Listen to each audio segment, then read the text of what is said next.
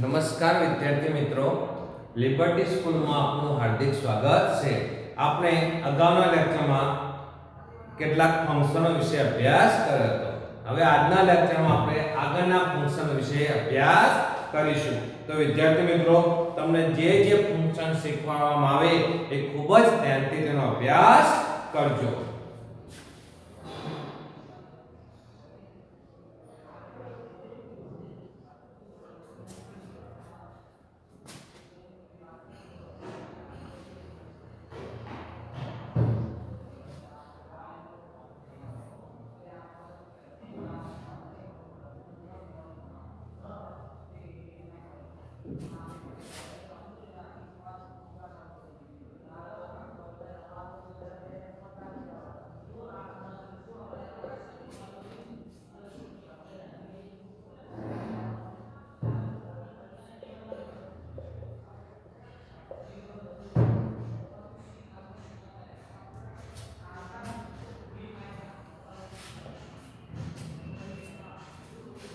do not important अथवा describe a process अथवा positive construction. तो ध्यान रखो મિત્રો કે આ ફંક્શનનો ક્યારે ઉપયોગ થાય કે જ્યારે કોઈ વાક્ય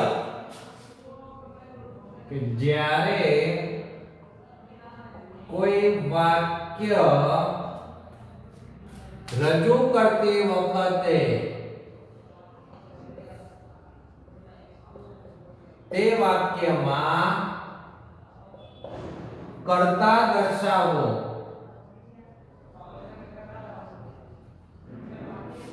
જરૂરી ન હોય ત્યારે શું કીધું? જ્યારે કોઈ વાક્ય રજૂ કરતી વખતે તે વાક્યમાં કર્તા દર્શાવો જરૂરી ન હોય ત્યારે। બીજું ક્યારે વપરાય કે જ્યારે કર્તા કરતા ક્રિયા વધારે મહત્વની છે। જ્યારે કર્તા કરતા ક્રિયા વધારે મહત્વની છે તેમ દર્શાવવું પડે ત્યારે। જ્યારે કોઈ વસ્તુ બનાવવાની પ્રોસેસ દર્શાવવી હોય, જ્યારે કોઈ વસ્તુ બનાવવાની પ્રોસેસ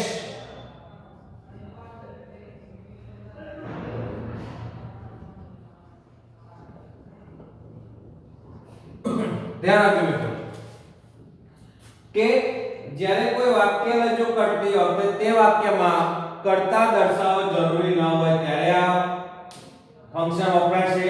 જ્યારે કર્તા કરતા ક્રિયા વધારે મહત્વની છે તેમ દર્શાવવું હોય ત્યારે, અને જ્યારે કોઈ વસ્તુ બનાવવાની પ્રોસેસ દર્શાવવી હોય ત્યારે તેના માટે આ ફંક્શનનો ઉપયોગ કરવામાં આવે છે। તો હવે એકવાર લેંગ્વેજ એલિમેન્ટમાં કઈ રીતે હોય છે તો પોઝિટિવ વાક્ય રચના દર્શાવતા વિથ ફ્રોમ દ્વારા આ ફંક્શન રજૂ કરી શકાય છે। કેવી? પોઝિટિવ દ્વારા।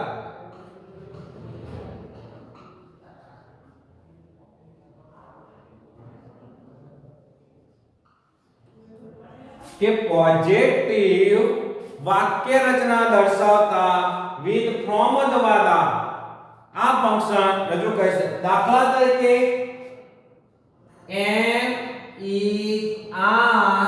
પ્લસ પાસ્ટ પાર્ટિસિપેટ હોય ત્યારે આ ફંક્શન આપ્યું હોય do not important અથવા describe possessive ત્યારે આવી શકે છે। સેકન્ડમાં was were plus past participate વાક્ય રચનામાં આવું આપ્યું am is are plus past participate was were plus past participate આવું કોઈ પણ રૂપ આપ્યું હોય ત્યારે આ ફંક્શન ઉપયોગ થાય છે। પછી have, has, had, having plus being plus past participle। જો have આપ્યું હોય અથવા has આપ્યું હોય અથવા had આપ્યું હોય, having આપ્યું હોય, આ બધાની પાસે being plus past participle હોય તો પણ આવી શકે છે। એવી દ્વારા plus being am is are plus being plus past participle. વાક્ય રચનામાં આ બધી સેન્ટેન્સ રચના આપી હોય ત્યારે સમજી લેવો કે ડુ નોટ ઇમ્પોર્ટ અથવા ડિસ્ક્રાઇબ પર્સન નામના ફંક્શનનો ઉપયોગ થાય છે. પછી was were plus being plus past participles. ધ્યાન રાખજો મિત્રો. modal auxiliary plus be modal auxiliary plus be plus past participles. The modal plus have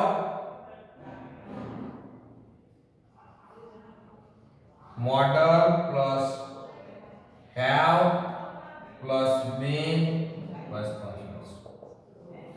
આ બધી વાક્ય રચના દર્શાવતી હોય ત્યારે ડુ નોટ સિમ્પલ અથવા ડિસ્ક્રાઇબિંગ પ્રોસેસ નામના ફંક્શનનો ઉપયોગ કરવામાં આવે છે.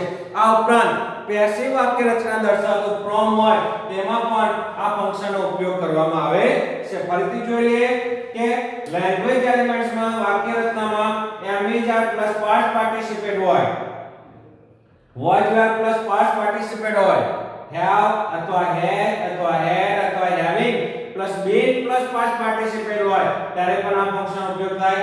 પછી am is are plus being plus past participle હોય ત્યારે પણ do not simple discuss process નામનો ફંક્શનનો ઉપયોગ થાય. was were plus being plus past participle.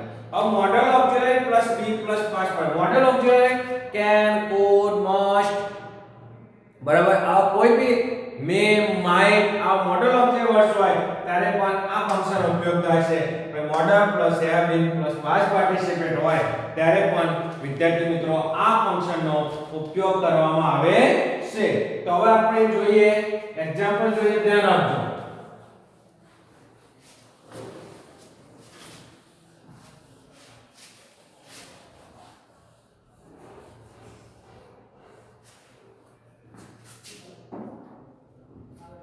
કે the match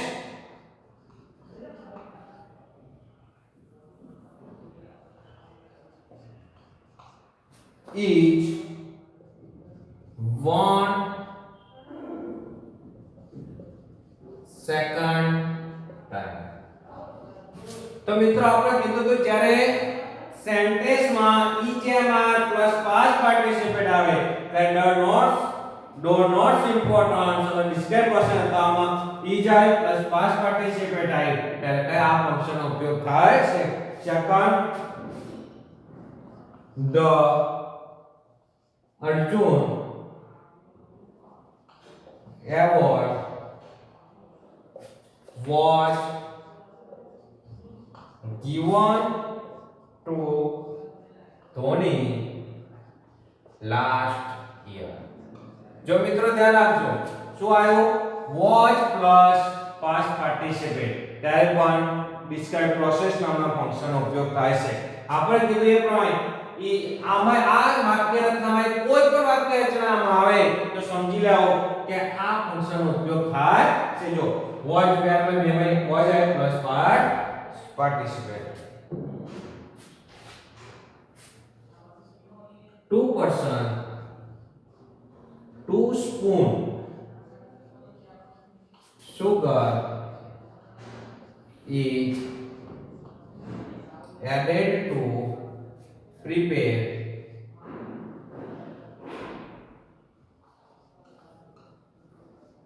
juice. जो is plus added is માં plus past participle એટલે કે ટૂંકમાં આ વાક્ય રચના પ્રમાણે કોઈ પણ પેટર્ન આવે તો સમજી લેવો કે ડિસ્કસિંગ પ્રોસેસ નામના ફંક્શનનો ઉપયોગ થાય છે. કે જ્યારે કોઈ વાક્ય રજૂ કરતી વખતે તે વાક્યમાં કર્તા, જો આ વાક્યમાં કોઈ કર્તા એટલું બધું ઇમ્પોર્ટન્ટ કે કર્તા દર્શાવવું જરૂરી ન હોય. જ્યારે કર્તા ક્રિયા વધારે મહત્વની હોય અને જ્યારે કોઈ વસ્તુ બનાવવાની પ્રોસેસ હોય, આ શું સુગર કે જ્યુસ બનાવવાની પ્રોસેસ તૈયાર કરવામાં આવે એના લીધે પણ આ ફંક્શનનો ઉપયોગ થશે. કે લેંગ્વેજ એલિમેન્ટમાં is am are plus past participle નામની પેટર્ન હોય, was were plus past participle વાક્ય રચના હોય, have, has, had, having plus been નામના first part participate been plus past participate નામની કોઈ પણ પેટર્ન હોય ત્યારે પણ આ ફંક્શનનો ઉપયોગ થાય છે. આમાં કોઈ પણ સેન્ટેન્સમાં આ વાક્ય રચના હોય તો ડુ નોટ ઇમ્પોર્ટન્ટ તો ડિસ્ક્રાઇબ પ્રોસેસ ના લેંગ્વેજ ફંક્શનનો ઉપયોગ થાય છે. તો વિદ્યાર્થી મિત્રો હવે આપણે આ લેંગ્વેજ ફંક્શનમાં તમને ખબર પડી ગઈ છે. હવે આપણે અત્યારે બીજા લેંગ્વેજ ફંક્શનનો અભ્યાસ કરીશું.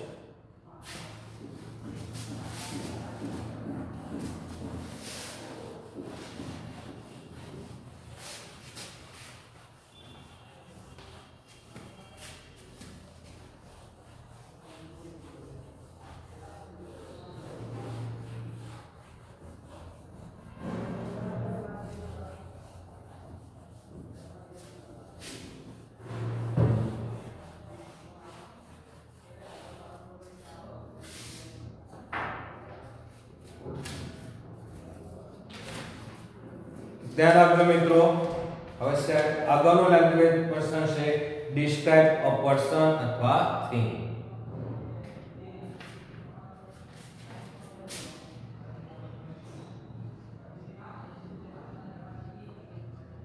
Describing a person or a thing.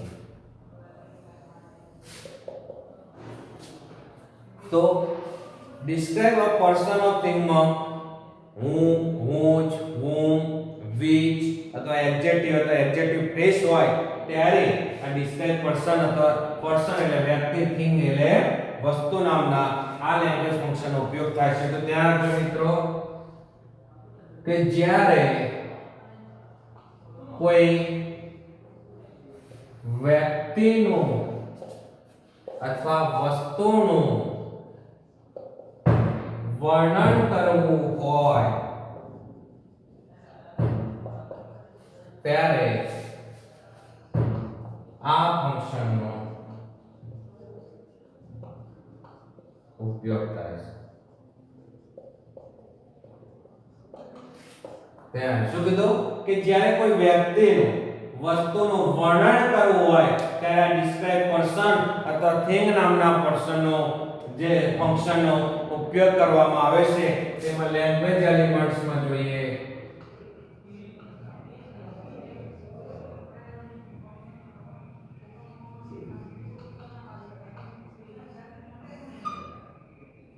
હું હોય, ઊંજ હોય, બૂમ હોય,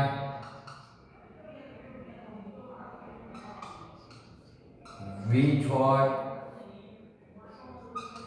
that હોય, adjectives હોય અને adjective phrase હોય.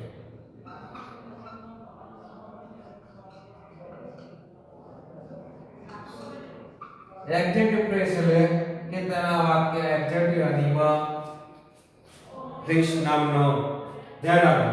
એડજેક્ટિવ ફ્રેઝ અને એડજેક્ટિવ તો આ બેમાં શું હશે ઇન્ટેલિજન્સ કે એવા જે આપણા વર્ડ્સ એ શું કહેવાય એડજેક્ટિવ કહેવાય. હવે આ જે વર્ડ્સ છે તમને આગળ આપણે 10મા ધોરણમાં ભણી ગયા છે કે એડજેક્ટિવ કોને કહેવાય, એડજેક્ટિવ ફ્રેઝ કોને કહેવાય. તો જ્યારે કોઈ વ્યક્તિનું કે વસ્તુનું વર્ણન કરવું હોય ત્યારે આ ફંક્શન કે ડબલ એચ છે હું, whose, whom, which, that અથવા એડજેક્ટિવ હોય ત્યારે તેના માટે આ પર્સનનો ઉપયોગ થાય છે.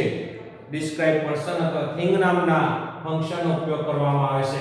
અને ઇન્ટેલિજન્ટ એન્ડ ઇન્ટેલિજન્ટ હોય તો એવા જે ફંક્શન એ શું કહેવાય મિત્રો એડજેક્ટિવ કહેવામાં આવે છે.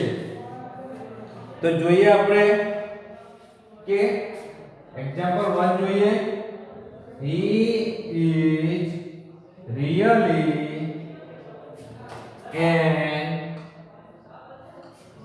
intelligent boy. અત્યારે જો મિત્રો તમે આપણો આગો પ્રશ્ન કે એડજેક્ટિવ કોને કહેવાય તો આમાં શું કીધું કે જ્યારે કોઈ વ્યક્તિ કે વસ્તુ વર્ણન કરવું હોય ત્યારે ડિસ્ક્રાઇબ પર્સન કે થિંગ નામના પર્સનનો ઉપયોગ થાય છે. વ્યક્તિ કે તે વ્યક્તિ કેવો છે ઇન્ટેલિજન્ટ કે હોશિયાર, હોય છે. હવે એન ઇન્ટેલિજન્સ એડજેક્ટિવ કહેવાય. શું કહેવાય મિત્રો? એડજેક્ટિવ કહેવાય. એટલે કે આમાં એડજેક્ટિવ આપી દીધું એન ઇન્ટેલિજન્ટ. એટલા માટે ડિસ્ક્રાઇબ અ પર્સન નામના ફંક્શન ઉપયોગ થાય છે. જો આ એન ઇન્ટેલિજન્ટ એ શું કહેવાય મિત્રો? એડજેક્ટિવ કહેવામાં આવે છે. તો હવે તમને ખબર પડશે કે એડજેક્ટિવ કોને કહેવાય. પછી જ્યારે વાક્યમાં હું આપ્યું હોય, હું જ આપ્યું હોય, whom આપ્યું કે which આપ્યું હોય ત્યાં ડિસ્ક્રાઇબ પર્સન ઉપયોગ થાય છે. જોઈએ do you know Aarti, whom is a chair person of this company. ધ્યાન આપજો. વાક્યમાં શું આપ્યું મિત્રો? હું આપ્યું. શું આપ્યું? હું આપ્યું કે do you know Aarti who is chairperson of this company. આમાં કોઈ વ્યક્તિ વિશે વાત કરવામાં આવશે અને એલિમેન્ટ્સમાં WHO હું આપી છે. તેથી ડિસ્ક્રાઇબ અ પર્સન નામના ફંક્શનનો ઉપયોગ કરવામાં આવે છે. હવે બીજા એક્ઝામ્પલ જોઈએ.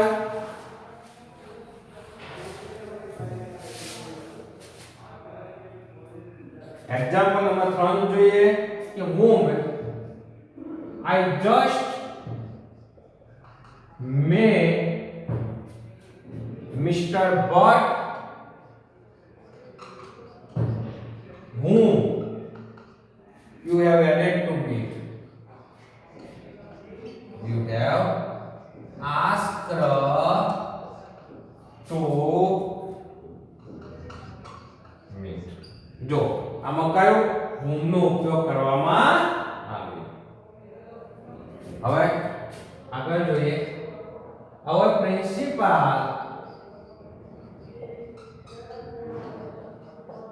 called